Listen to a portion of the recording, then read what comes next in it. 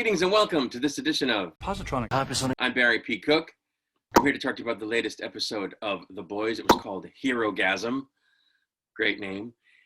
As it begins, we see that The Deep has made a video, which is basically his own version of Can't We All Just Get Along? And he starts singing Imagine by John Lennon, and he's joined by clips of different celebrities singing the song as well. Ashton Kutcher and Mila Kunis were in there. I think Josh Gad was in there. A couple different people. Even Noir is in on the song at the end by means of holding up a cue card, which is kind of funny. The next thing we see is that The Deep, Ashley, Black Noir, and Homelander are reviewing footage that shows that Soldier Boy is alive, and Homelander is upset, and I dare say visibly shaken by the fact that Soldier Boy is on the board now. And, afraid looking. Like, he gets a look in his eyes where he's scared, which doesn't happen to Homelander usually.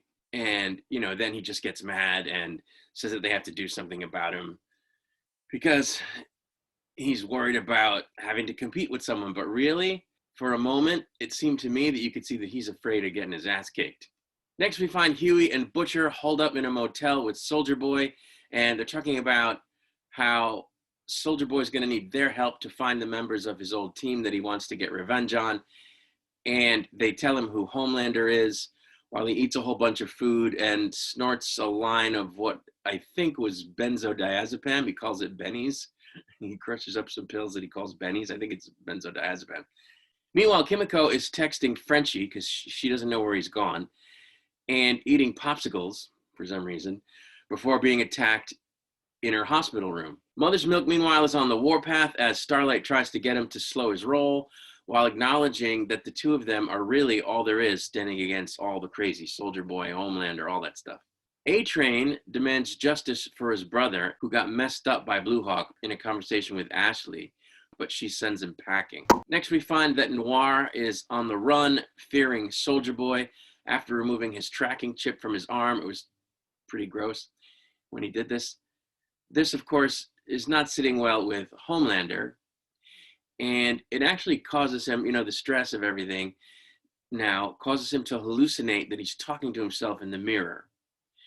And for a moment, he's actually sort of normal, like a real person with normal human frailty, whereas his reflection is the embodiment of all his evil, depraved qualities, which vows to help him purge all of his humanity and, kick the ass that he needs to kick instead of worrying about the things that his sort of inner humanity seems to be worried about. Soldier Boy himself, it turns out, is a little upset as well upon taking in a little TV at the motel and seeing that 21st century men are a little less macho than he remembers them being in the 80s. And he even makes a joke about how Bill Cosby is the embodiment of manhood and that's what men should aspire to be. And then he says, and let me tell you, he could make a strong drink, which I was like, whoa, okay, they went there. Huey engages him a little bit in conversation about how Soldier Boy went a little off the rails in his day as well. And when he says something, to him, like, that won't happen again, right?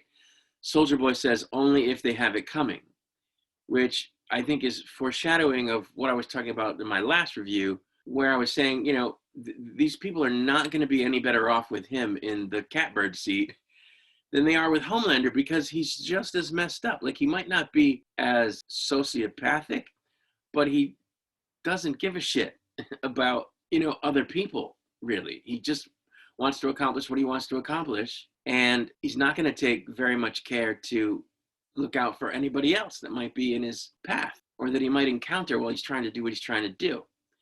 And I don't know, like I said, I don't know what they're thinking. I think I said this last week. I don't know what they're thinking trying to swap Homelander out for this guy. It's not going to be, they're not going to be any better off.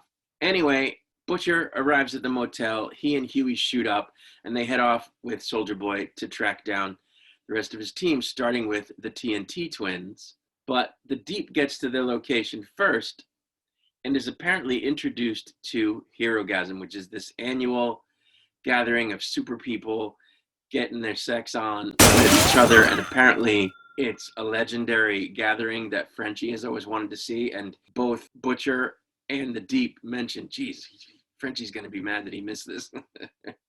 Next, we see Homelander and Starlight being interviewed on a Good Morning America type show, and it goes well for a minute, but then Homelander basically pulls a Trump, I would say, when he disapproved of an interviewer's question, saying that her question was nasty.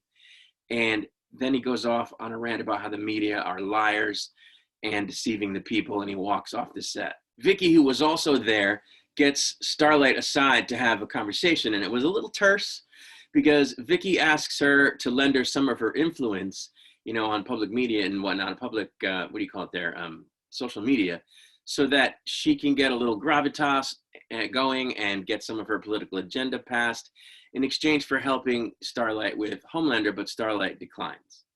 And I think that was the wise move because you can't trust this woman either. She's, it's not like she's a paragon of virtue, and she isn't also dangerous. Next, we see that little Nina, has bike locked Frenchie to a column naked and asks him to choose which one of his girlfriends she should kill, Kimiko or his ex. But Kimiko breaks out of the chair that she was handcuffed to and kicks Nina's henchmen's asses as Nina flees. Next, we see that on the way to the location of Herogasm, where the TNT twins are, Starlight and Mother's Milk have a conversation about why he has OCD. And it turns out that Soldier Boy killed his grandfather, I think accidentally, when he hurled a car through the building they were living in as part of something he was up to in the street.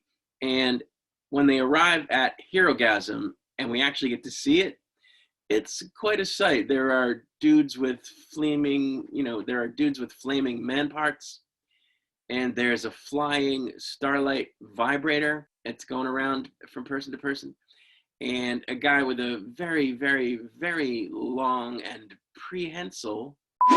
And when Mother's Milk is trying to go from one room to another in the house where the event is taking place, he inadvertently walks into the path of a very, very, very large amount of male ejaculate, which lands upon his entire person.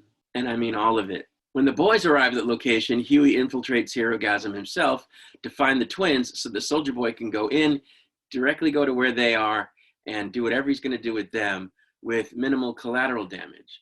And he runs into A-Train, who he confronts about never having said he was sorry for accidentally killing Huey's girlfriend. Starlight sees Huey there and tries to get him to help her get everybody out of the house.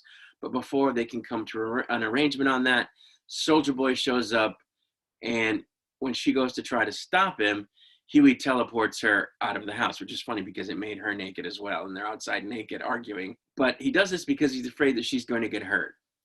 And like I said, they're arguing. It's basically the same argument from the end of last week's episode about how he thinks that he needs to protect her, and she says, no, you don't need to, and it's not a good conversation. Mother's Milk then sees Soldier Boy in the house, Soldier Boy being on his search for the twins, and Mother's Milk confronts him.